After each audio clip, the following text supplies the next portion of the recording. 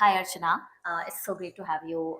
We're doing a third episode of my channel called Not Your Cup of Jaggery Tea, which is essentially focused on highlighting how it's different for women out there in different fields. And today we want to cover your experience and like how it differed from all the different places that you worked and studied. And Yeah. you have been quite an explorer, so we would love to hear a lot of your stories. We're going to keep it very candid, so you can be open about all the things that you want to share with fellow women, everyone out there, like who would be interested in hearing your story and your journey till here. So to start with, we would love to for you to tell us a little bit about your experience till now. Yeah, sure. I'm super excited to be here. And I have to say, this does feel like a formal job interview. But no, we're going to keep it candid. Yes, Super excited to dig deeper into all of the things that I've learned over the years. dig deeper. One of the Yeah, Amazon principles, yes, I guess. one of the sad, well, no, not Nothing on sad. camera. We're not going to capture this on Yes. camera. But yeah, so I'm happy to give your viewers a quick overview of who Archana is. Um, I was, funnily enough, the way I know Jaggery is through Bain. So Jaggery and I used to work together. It was a strained relationship at best, but now we are friends. But right now I work at Amazon as a product manager with Alexa team, which is don't blame me for the product failure, please, because I just joined and I work in New York. It's been quite a fun, exciting journey to get here to be a product manager. I started off my career with consulting. I was at Bain for the longest time, spent almost 5 years there. And moved on to live in Ethiopia for a while, set up an ag tech incubator hub, which was a lot of fun, and then did a tech investing, which helped me learn a little bit more about an industry that I'd always been passionate about, but didn't have the opportunity to dig deeper into. And then came to Wharton and pivoted into product management. And through this sort of 8.5 year long career, and now I've given away my age. I've like bopped around a lot. So I was born in Dubai, raised in Bahrain, and then moved to India for my undergrad, where funnily enough, Jaggery and I went to the same school, went to SRCC, so like spent a bit of time in Delhi, and then lived in India for almost 5 years before bopping around again across the world. So yeah, it's been an interesting journey for sure. Happy to talk about specific aspects of my Yes. journey, of my career, of life around the world. But So yeah, yeah, you are one of the most inspiring women I've met. she And has to say this. but no, honestly, like I feel like we forget to admire people around us, and I think that's the first step we need to do is like admire women and people around us who have achieved a lot of things in their lives, and that's why I say this, and I say to all the women I've been friends with that you're doing amazing. What I would love to focus is just how was your early education Yeah, life? You said you studied in Bahrain and then you moved to SRCC, and that's like very different. I would say culturally very different places, and then education wise, and would be like extremely yeah, different. So I want to compare like how your life and like education in different countries have been till now. yeah, sure. Um, and I really have to think hard about this because this happened long ago. No, joking. I'm just a child. No. One of the first things I remember, like after I finished school in Bahrain, and I think it was day one or day two in SRCC, and I remember walking up to someone in my class and introducing myself. And I was like, "Hey, I'm Archana. I'm from Bahrain." And then I remember like someone retorted saying, "Oh, you're from Bihar." And that's when it struck me actually that not a lot of people know about Bahrain, first of all, but also it's a very different.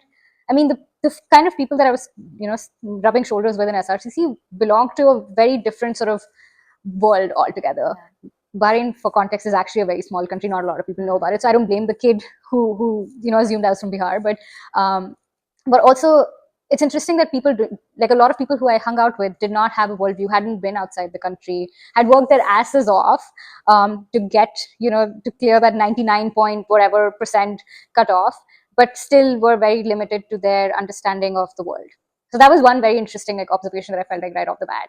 But the other piece I have to say is you know people's openness in terms of like interacting with the other gender. And it's going to sound like really funny, but I somehow just felt like guys in Bahrain were like much more confident. Like they would walk up to you, talk to you, and would be of course respectful. But I just felt like when like came into college, it's just like there was this like unsaid rule that you're sort of not supposed to be like interacting too much with the opposite gender, and even if there is an interaction, it's like likely to be sort of frowned upon if it's not done in a tasteful manner. So it just like felt funny. There's definitely like some friction. I could see that, which didn't exist while growing up in Bahrain for sure. Well, funnily enough, I actually was in Pune for almost like a year growing up, while this was like in between schools in Bahrain. And I distinctly remember one of the other pieces that relates to this, which is I think guys in India just are awkward around women, but also think that growing up, I felt the guys who like kids in my school, I think they had access to like they had access to like content that they shouldn't have access to at an early age.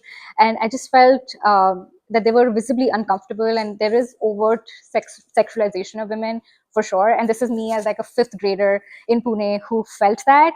And I'd never felt that until then, and I never felt that after then. So it's interesting. I think there's some interesting play there, which I definitely want to learn more about. And now that I'm married to someone who grew up in India, I can see some of those undertones of how they grew up, right? Like how there is that weird friction between genders. I agree, and I think it's just the way how a society kind of forces like gender roles, right? Yeah. Like and this reminds me of my own like schooling experience back in my back in India, like in a small town, and there were two separate roles for like females sitting in one section and like men sitting in another. You cannot talk. Like I remember distinctly that one of the teachers came up to me and scolded me for talking to a guy before like the classes started, and they were like, oh no, like you're not supposed to do that. And I think it's just that's how you've kept pushing your kids and your like people around you to behave, and they continue to carry that emotion later on in their life. So that's an issue for sure. Yeah, there's definitely like weird awkwardness. I just wish there wasn't any, but I think the other piece is very I guess it didn't hit me right away, but the other piece is just how honestly, like most of the kids in SRCC felt like they were nerds. They'd only spent all of their time doing nothing else but studying. But I felt until that moment, like at least while I was in school in Bahrain, I just felt like there was more emphasis given to sort of overall personality development, so to speak, for the lack of a better phrase. But you're expected to be multifaceted, and you're not just expected to be good at math. And I think I thrived in that environment for sure, even though I studied in a traditional Indian school. It was a school run by the embassy, but I still felt that there was a lot of emphasis given on, being able to speak impromptu, like, do impromptu speeches or be in theater or like do more than just math. But I felt like when I came to SRCC, it's very evident that at least 70 to 80% of those students had only ever spent time studying and doing nothing else. And I saw that and I don't want to call them one-dimensional, but I saw that a lot of people were sort of one-dimensional in some senses because they were just so good at, like studying and like being able to, and it's not even, like being good at math and being logical, but also just a lot of us had done a ton of rote learning. So we're just great at remembering things. Remembering things and regurgitating, but not being able to think independently. And I think that's the other piece. When you're pushed to be more than just a regurgitator, you end up thinking more critically and thinking independently, which I felt was a miss 100%.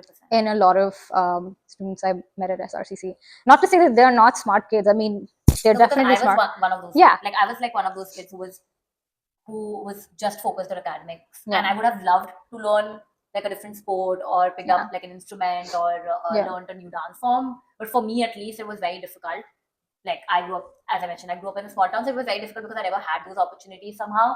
But there was a very clear distinction of like people who have actually like studied in a very like good overall like focused on development schools, and versus like schools which are just focused on academics. And you can see like there were kids who were extremely prepared that I didn't even know like what was consulting before coming to SRCC, but there were kids who like knew about it like before school, and that was shocking for me. Like they were prepared to come to SRCC to do certain things, and then like go into consulting, or like they're groomed in a certain way. Yeah. And I would say that was like the top 30 people in the Yeah. college, and then everyone else is just like the rest of us. Yeah. Like, Yeah. people who would like learn things in SRCC and then eventually end up Yeah. like finding something that they like. Yeah. So yeah, But I here agree. I definitely want to like draw like one sort of distinction.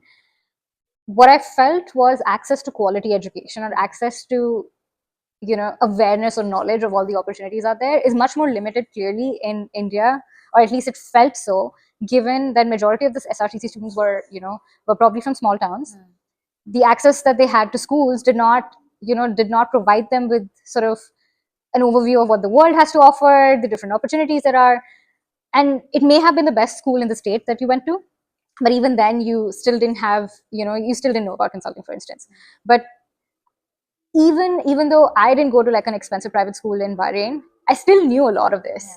So what I'm trying to say is that unless you've had access to like the creme de la creme schools, private schools where your parents have had the opportunity to send you, or you've had the opportunity to be able to access it, you're definitely at a disadvantage if you're in, you know, if you're studying in like a high school in India versus an average high school in Bahrain, where you did have much more access to other opportunities. So that shows the need for us to focus more on providing that access to Yeah, other and I think state schools. Yeah, it's also a factor of how educated your parents or like the people you 100%. are around. So Yeah, even like your parents need to know for you yeah, to like yeah, for them to send you to yeah, places, right? Like you yeah, as a kid, like you need a mentor in your life, and someone yeah, who's going to tell you, oh, there's opportunity, or maybe you can be like a sports person, or maybe you can find career outside of education, which is kind of not the yeah, best thing to do in India, at least. Like people do not appreciate that, right? For yeah, everyone, it's like if you do not study, there's no other opportunities out yeah, there,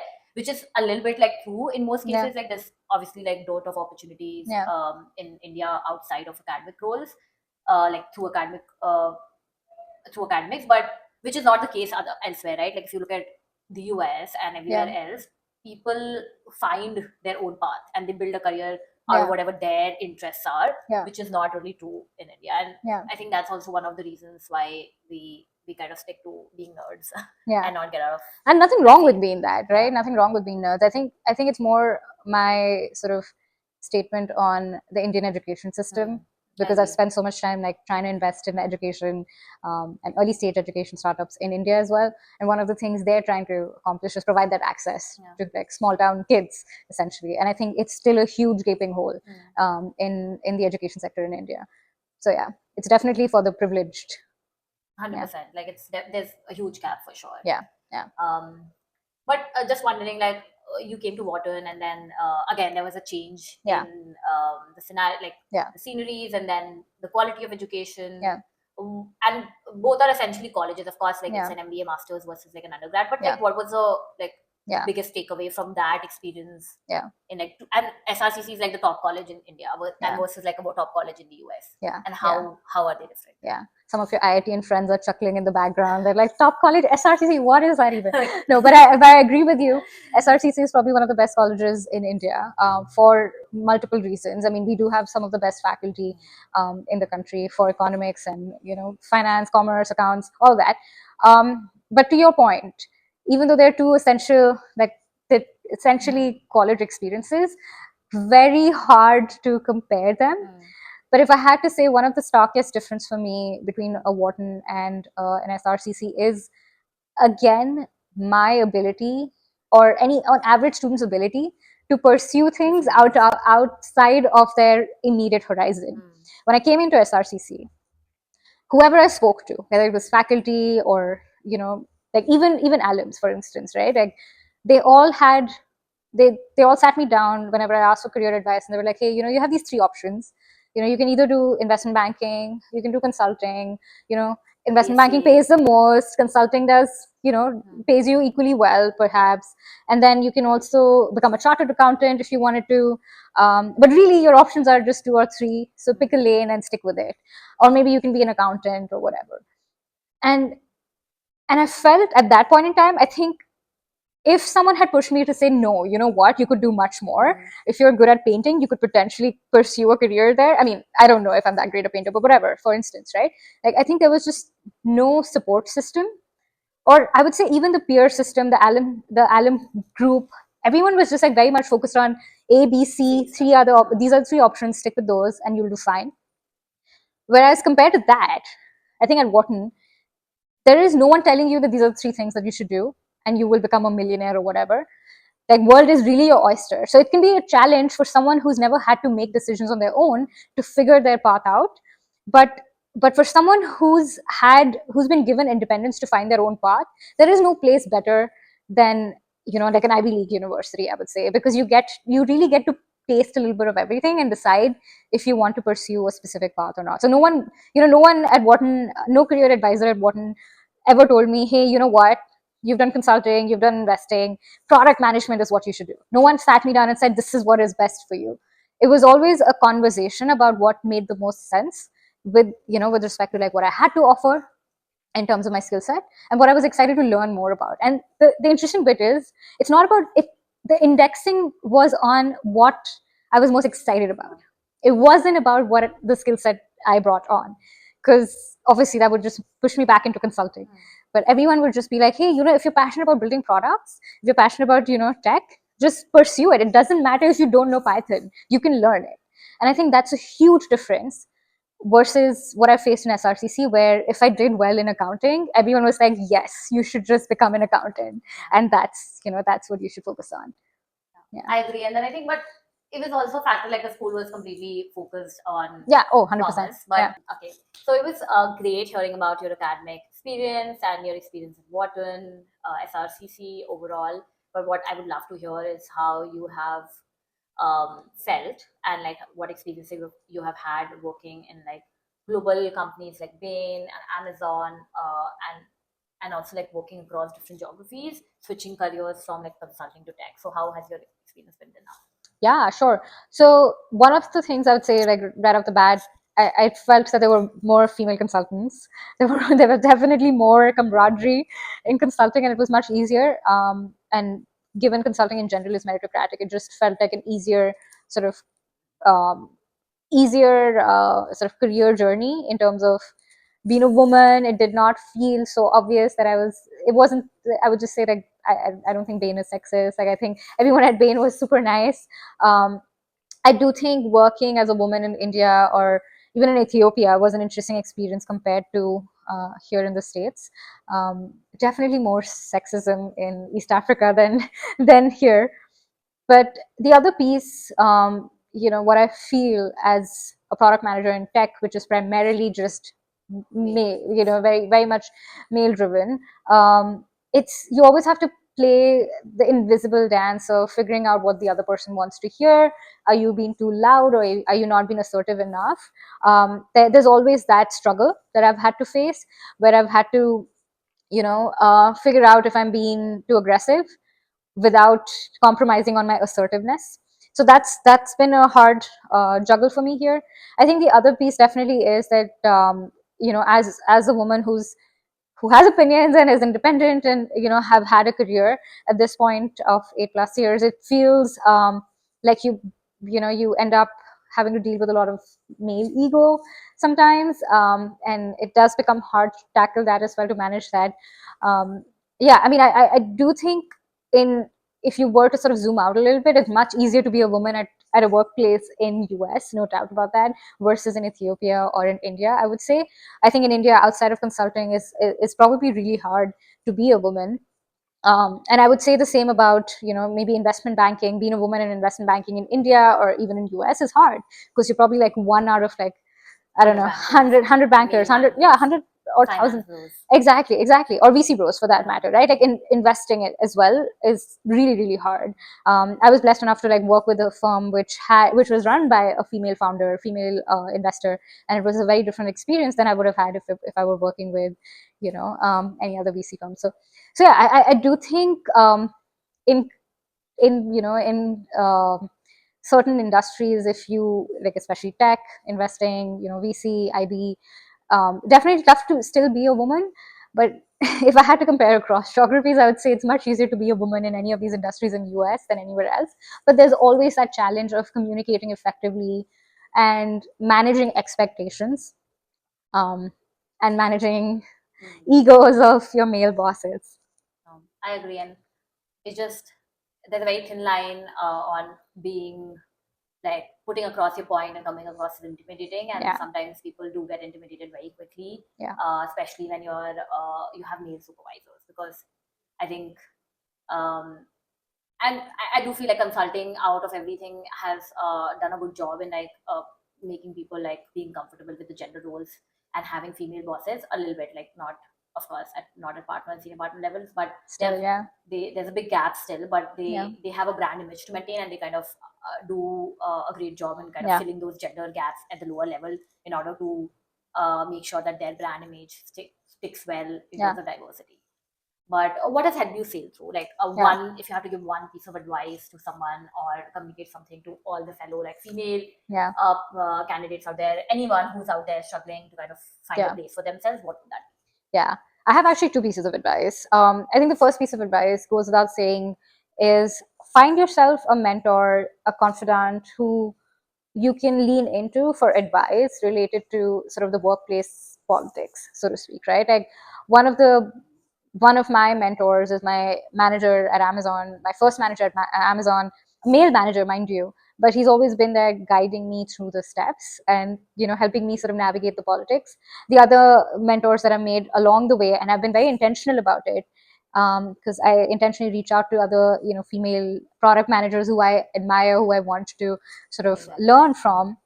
They've been super helpful. They've helped me along the way, and there have been a lot of kind Yeah. female product managers who've helped me without me asking for it. Hmm. So I think goes without saying, like, having a mentor, having a confidant, a female mentor is, I mean, I guess not ideal, but like great.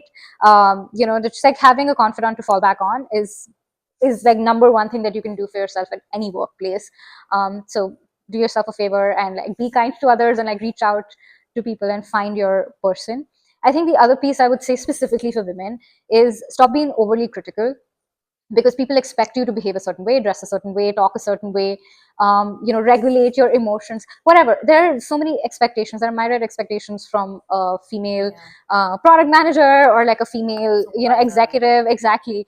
I would just say stop being so hard on yourself, and just do your best, but don't be so critical of yourself, because it can sometimes take a toll on you, and it can affect your confidence if you're constantly hearing that you're too aggressive or that you're not aggressive enough.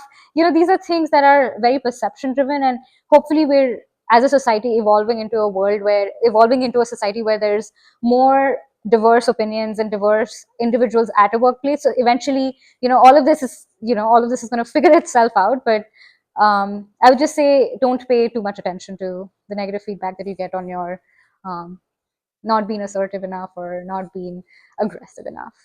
No, I agree, um, Yeah, and a little goes a long way. And all, I think for me as well, right? Like a yeah, personal experience, I do feel like, and it's not gender specific, but like finding the right person yeah, out there, someone you can lean on to, someone who can guide you through the process, yeah, or any difficulties always get someone who can just like listen to your problems. yeah, Maybe not exactly be the most yeah, helpful person, but it's always good to know that there's yeah, someone who could help you, and you can be that someone for someone else. yeah, So always give out the yeah, same that you have received, right? Like yeah, you have personally been a great mentor and a friend to me, and I do not know where I would be without you. And I would love to do that for someone else. And I try my best to kind of yeah, be that someone for like someone else who would need me. yeah. And that goes a long way. I do. And that's one message I would love to like share out there. Yeah, no, 100%. And I'm glad I could be of help to you. And you're going to be of help to your million plus subscribers soon enough. So thank you Fine. for having me Thanks so here. much Yes. for doing this. Yes, of course. Okay, okay, we done for the day.